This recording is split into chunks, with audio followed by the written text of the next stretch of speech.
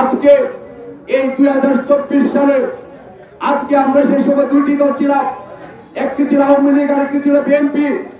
এইবার আমাদের দলে এই 90 যে স্বৈরাচারের সৃষ্টি হয়েছে তারা উপজেলায় যে উপজেলা পরিষদ থেকে 90 স্বৈরাচারে পরিণত করেছে, সেই 90 স্বৈরাচারকে পতন ঘটানোর জন্য আজকে আমরা আওয়ামী লীগ বিএনপি সহ জাতীয় পার্টির নেতৃবৃন্দ আজকে একত্রিত হয়েছে। আজকে যারা জাতীয় পার্টি করতো, তারা এই উপজেলায় যারা জাতীয় পার্টির নেতৃত্ব দিত, তারা আজকে আমাদের সাথে একত্রিত ঘোষণা করেছে এই 90 উপজেলা পরিষদকে বিচ্ছিন্ন করে তারা এই উপজেলা পরিষদকে একটা রাজনৈতিক ধারা একটা সৃষ্টি করার জন্য রাজনীতির হাতে, রাজনৈতিক নেতৃত্বের হাতে আজকে তারা উপজেলা পরিষদ টাকার জন্য। সাথে বারবার আমি আপনাদের আর বক্তব্য দেব, আমার নেতা বক্তব্য দেবেন। আমি আপনাদেরকে শুধু আজকের এই পবিত্র মাটিতে দাঁড়িয়ে আমি আপনাদেরকে একটি স্বপ্রণোদিত হয়ে ঘোষণা দিতে চাই। আমি যদি উপজেলা পরিষদ চেয়ারম্যান নির্বাচিত হই, তবে আমি তারাইল উপজেলা পরিষদের হাত যাই করি না করি, আমি তারাইল উপজেলা পরিষদের স্বাস্থ্য কমপ্লেক্সটি যাতে আপনাদের ভালো চলে, স্বাস্থ্য কমপ্লেক্সে যাতে আপনাদের চিকিৎসা হয়, স্বাস্থ্য কমপ্লেক্সে যাতে আপনারা ভালোভাবে চিকিৎসাটা করতে পারেন, সেটার ব্যবস্থা করবো ইনশাআল্লাহ। তারাইল উপজেলা পরিষদের আমরা তারাইল উপজেলা যতগুলো শিক্ষা প্রতিষ্ঠান আছে, সেই শিক্ষা প্রতিষ্ঠানগুলো যাতে ভালো চলে সেটার আমি ব্যবস্থা করব। পাশাপাশি আমাদের যে 3 শিক্ষা প্রতিষ্ঠানগুলো আছে যেখান থেকে আলেমদের জন্ম হয়, যে আলেমরা মুসলমানদের মাথার তাজ, সেই শিক্ষা প্রতিষ্ঠানগুলোতে যাতে তারাইল উপজেলা পরিষদ থেকে একটু সহযোগিতা করা যায়, সেই সহযোগিতা করবো ইনশাআল্লাহ। আপনাদেরকে মনে রাখতে হবে, একটা শিক্ষা প্রতিষ্ঠানের যদি আজকে 3 শিক্ষা প্রতিষ্ঠানের যদি একটু উন্নতি হয়, উপজেলা পরিষদ যদি সেটা উন্নতি করে, তাহলে আপনি যেরকম সবের মালিক হলেন, আমি এরকম সবের মালিক, আপনার ভোটটা সেই সবের মালিকে পরিণত হবে। আজকে সাথে আমার আমি আপনাদের উপজেলা পরিষদ, আমি উপজেলা কারো ব্যক্তিগতভাবে কাজকর্ম করতে চাই না। আমাদের মুখের ভাষা আছে, আমরা অনেক কথা বলতে পারবো। আমার বন্ধুরা একে মানুষজন নবাব সাহেব সুন্দর কথা বলেছেন, আমাদেরকে বন্ধু ছেড়ে বলেন, আমরা কারো বন্ধু ছেড়ে এখানে আসি নাই। আমি এখানে করবো আমরা স্বাস্থ্য কমপ্লেক্সের কথা বলেছি। স্বাস্থ্য কমপ্লেক্সটিতে আমরা এখানে সারিতে যারা বসে আছি, তারা কেউ কখনো এখানে চিকিৎসা নেয় না। আমরা চিকিৎসা নেই, তা অ্যাপয়েন্টমেন্ট সিংহতে টাকা 4 টাকা আছে, সে চলে যায় ইন্ডিয়া। কিন্তু এখানে যায় খেতে কাটা বাজো কামার, যারা খেতে কামারে কাজ করে, যারা লেবার, যারা দিনে কাজ করে, তারা যায় তারা স্বাস্থ্য কমপ্লেক্সে চিকিৎসা করার জন্য।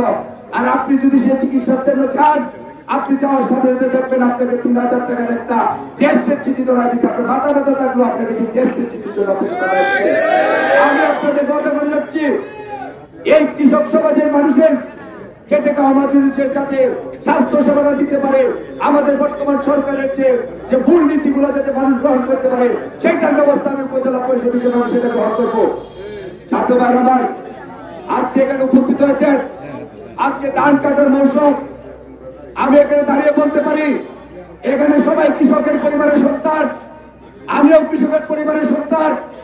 আজকে ধান কাটার মৌসুমে যে মেশিন গুলো আসছে, সরকার যে মেশিনের দাম 35 লক্ষ টাকা, সেই মেশিন দিচ্ছে মাত্র 11 লক্ষ টাকাতে। আজকে সেই উপজেলা পরিষদ থেকে সেই মেশিন গুলো নিয়ে আপনার টাঙ্গাইল আমাদের বিভিন্ন স্থানে টাকার বিনিময়ে বিক্রি করে দিচ্ছে। আজকে যদি এই তারাইলের মেশিন গুলো তারাই থাকতো, তাহলে আজকে ধান কাটা ফসলের মধ্যে এত কষ্ট সেই কৃষক ভাইদের হতো না।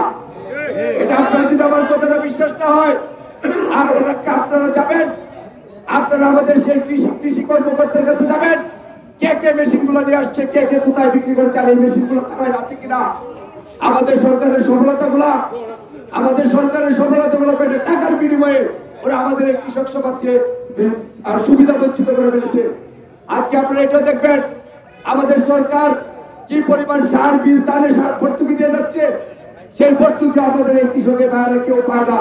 আজকে যারা বিভিন্ন দল থেকে জাতীয় পার্টিতে যোগদান করেছে, যারা বিভিন্ন নির্বাচন করে কুলাউড়া যাওয়ার কথা ছিল, কচুকের যাওয়ার কথা ছিল, আজকে আপনাদের সেই মেশিন বিক্রি করে, আপনাদের সেই সার বিক্রি করে, আপনাদের সেই বীজ ধান বিক্রি করে তারা আজকে ভোটার কাটা হয়েছে।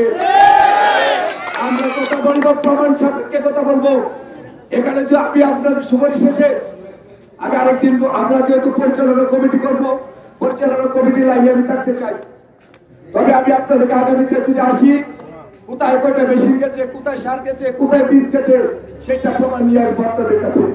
আমি আপনাদেরকে সবিনয় অনুরোধ করবো, আমি আবারও সমস্ত ভুলকুটি মাফ করে দিয়ে আগামী উপজেলা পরিষদের চেয়ারম্যান লাকি হবে না, আগামী উপজেলা পরিষদ চেয়ারম্যান হবে তারাইল উপজেলা জনগণ, তারাইল উপজেলা পরিষদের চেয়ারম্যান হবে আমার লিডার আইজুল মাহমুদ আরশাদ। আমার যদি কোনো ভুলকুটি হয় তিনি আমাকে বিচার করার ক্ষমতা রাখেন, সংশোধন করার ক্ষমতা রাখেন, আমার অভিভাবক আছেন আমাকে বিচার করার ক্ষমতা রাখেন।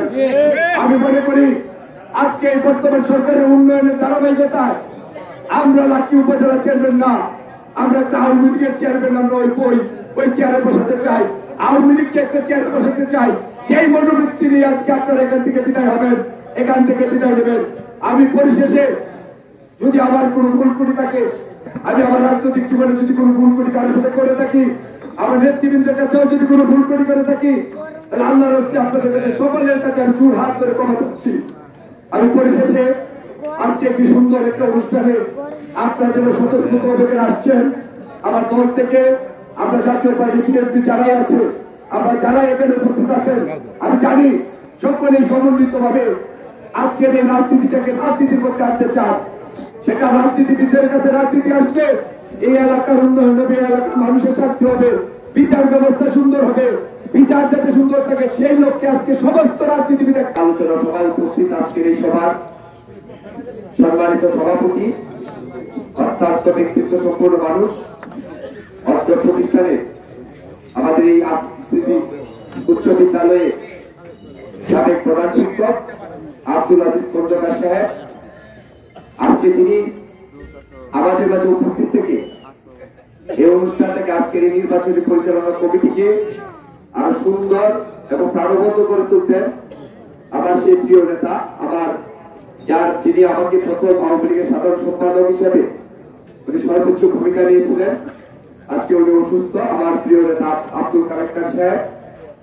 এবং আজকের এই নির্বাচনী পরিচালনা কমিটিতে আমাদের মাঝে উপস্থিত আছেন আমার অত্যন্ত প্রিয় মানুষ, যিনি তারাইল উপজেলা আওয়ামী লীগকে লালন পালন করেন, যিনি প্রতিজ্ঞের মতো তারাইল উপজেলা আওয়ামী পরিবারের প্রত্যেকটি কর্মীকে, তারাইল উপজেলার সমস্ত জনসাধারণকে যিনি মনে প্রাণে ভালোবাসেন, আমার সেই শ্রদ্ধাভাজন নেতা বীর মুক্তিযোদ্ধা আল্লাহ আইজুল মাহমুদ সাহেব।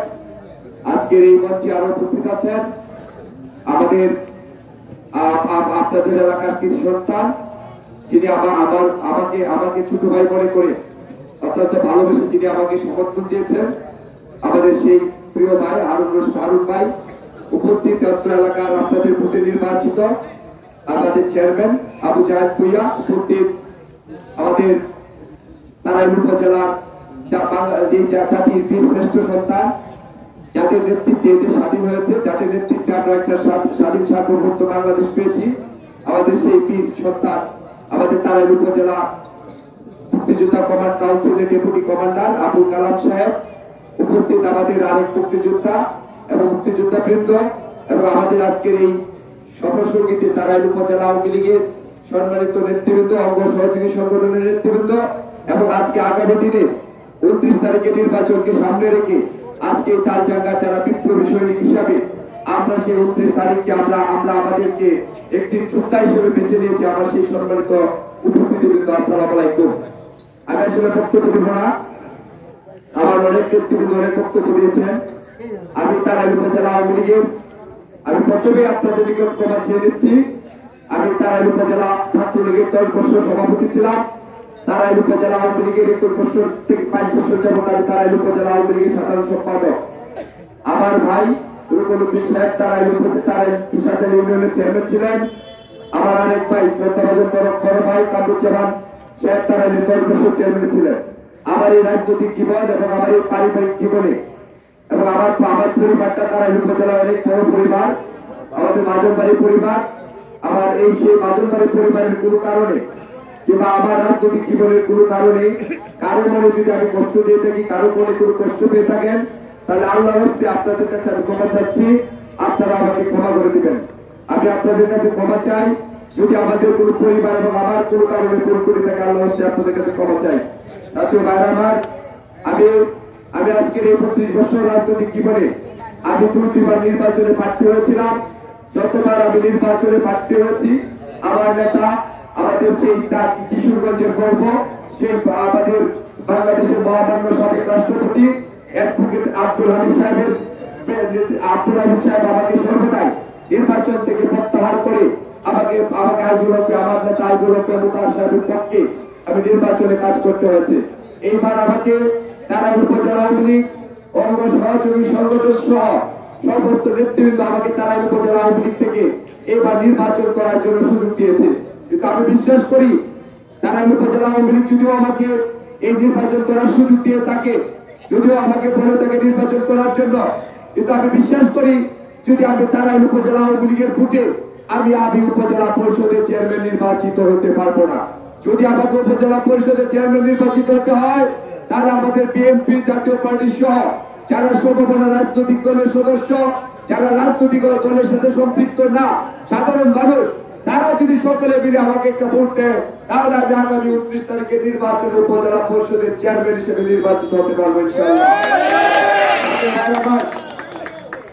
আজকে আমরা আমার নেতা যখন 83 সালে একটা দুর্ঘটনা ঘটে, সেই 83 সালে নির্বাচনের পরিণতি চেয়ারম্যান ছিলেন। আমরা 90 স্বৈরাচার বিরোধী আন্দোলনে আমরা আমাদের বিএনপি আওয়ামী লীগ সকলে সমর্থিত হয়ে আমরা সেই স্বৈরাচার এরশাদ সরকার